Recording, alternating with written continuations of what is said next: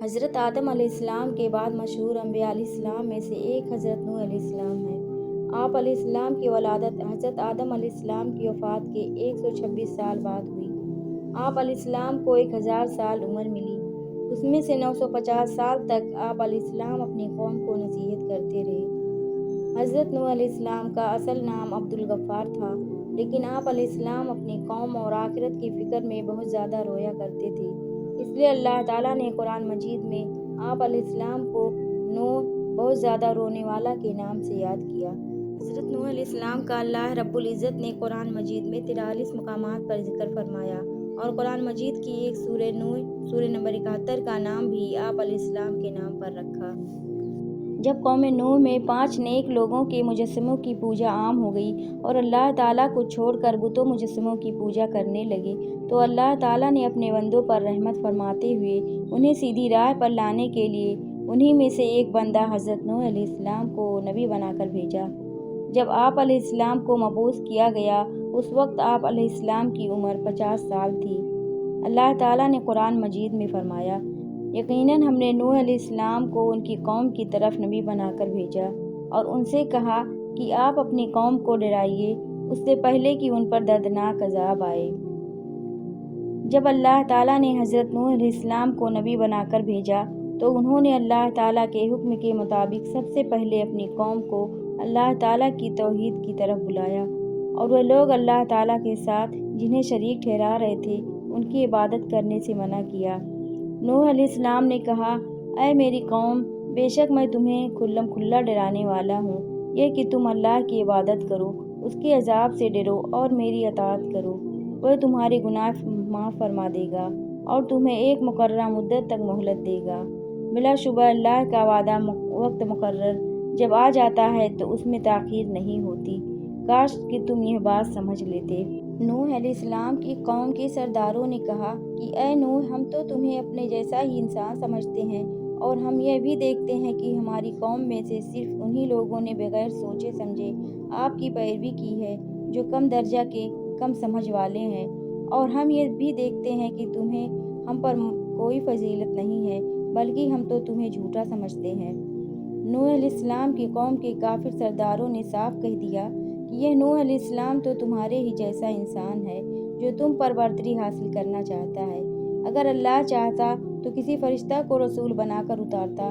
یہ بات تو ہم نے اپنے اگلے باپ دادا کے زمانے میں بھی نہیں سنی۔ یقیناً اس آدمی نوح علیہ السلام کو جنون ہو گیا ہے، بس تم اس کے انجام کے بارے میں ایک وقت مقررہ تک انتظار کرو۔ نوح علیہ السلام نے کہا، اے میری قوم، مجھ میں گمراہی نہیں، بلکہ میں تو تمام جہانوں کے رب کا بھیجا ہوا رسول ہوں۔ میں تو تمہیں اپنے پروردگار کا پیغام پہنچاتا ہوں، تمہاری خیر خواہی کرتا ہوں، اور میں اللہ کی طرف سے وہ باتیں جانتا ہوں جو تمہیں نہیں معلوم۔ نوح علیہ السلام نے کہا، بے شک میں تمہارے لیے امانت دار رسول ہوں، لہٰذا تم اللہ سے ڈرو اور میری اطاعت کرو، اور میں تم سے اس تبلیغ پر کوئی صلہ اجرت نہیں مانگتا۔ میرا صلہ تو صرف رب العالمین کے پاس محفوظ ہے، بس تم اللہ کے عذاب سے ڈرو اور میری فرمانبرداری کرو۔ جب حضرت نوح علیہ السلام کی دن رات دعوت ایمان اور بے مثال کوشش کے باوجود قوم نے دعوت ایمان قبول کرنے کے بجائے عذاب کا مطالبہ کر دیا، اور اللہ تعالیٰ نے بھی بذریعہ وحی آپ علیہ السلام کو آگاہ کر دیا کہ جن کی قسمت میں ایمان تھا وہ لا چکے، اب مزید ایمان نہیں لائیں گے، تو آپ علیہ السلام نے اپنی قوم کے سرکش اور کافر لوگوں کے مقابلہ میں اللہ تعالیٰ سے مدد کی درخواست کی۔ قرآن مجید میں اللہ تعالیٰ فرماتا ہے، نوح علیہ السلام نے دعا کی، اے میرے رب، میری قوم نے مجھے جھٹلا دیا ہے، اب میرے اور میری قوم کے درمیان فیصلہ فرما دے، اور مجھے اور میرے مومن ساتھیوں کو ان سے نجات عطا فرما۔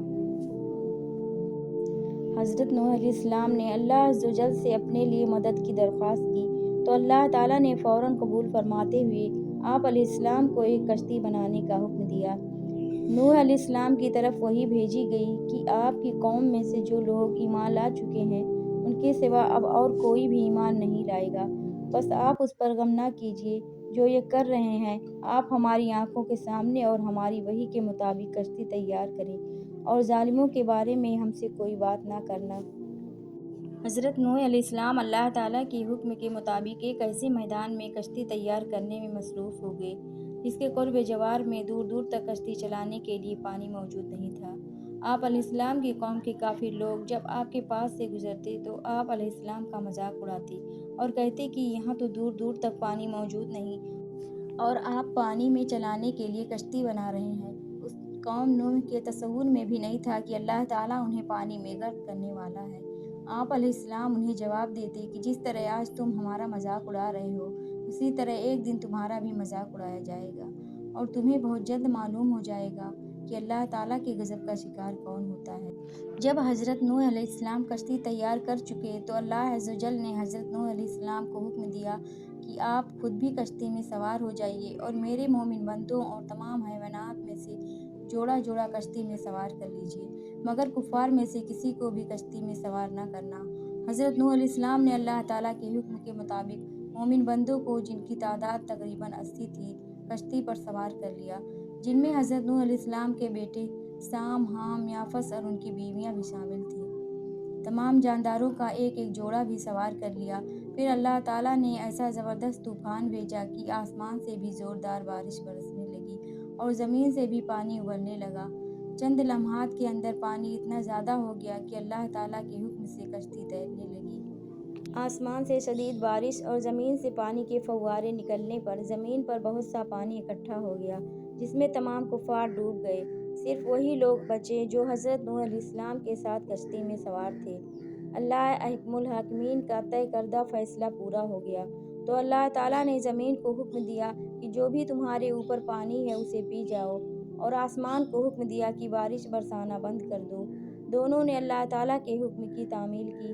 زمین کا پانی کم ہونا شروع ہو گیا اور پہاڑوں کی چوٹیاں نظر آنے لگیں تو حضرت نوح علیہ السلام کی کشتی جودی پہاڑ پر جا ٹھہری جو عراق کے شہر موصل کے قریب ہے۔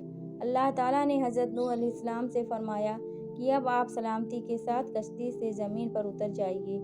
آپ پر اور آپ کے مسلمان ساتھیوں پر اللہ تعالیٰ کی برکتوں اور رحمت کا سایہ رہے گا، اور ان میں سے کچھ کی نسلوں میں سے ایسے لوگ پیدا ہوں گے جو آگے چل کر کفر کی راہ اختیار کریں گے۔ ان کا مقصود دنیا کا عیش و آرام ہوگا۔ ہم انہیں دنیا سے فائدہ اٹھانے کا موقع تو دیں گے لیکن آخرکار انہیں دردناک عذاب سے دوچار ہونا پڑے گا۔ حضرت نوح علیہ السلام کے دور میں آنے والے طوفان سے سوائے کشتی میں سوار افراد کی تمام لوگ ہلاک ہو گئے تھے۔ ان سے آگے پھر انسانی نسل کا سلسلہ چلا، اس لیے حضرت نوح علیہ السلام آدم ثانی یعنی دوسرے آدم کہلاتے ہیں۔ رسول اکرم صلی اللہ علیہ وسلم نے فرمایا، جب نوح علیہ السلام کی وفات کا وقت قریب آیا تو انہوں نے اپنے بیٹوں کو وصیت فرمائی کہ میں تجھے 2 کاموں کا حکم دیتا ہوں اور 2 کاموں سے روکتا ہوں۔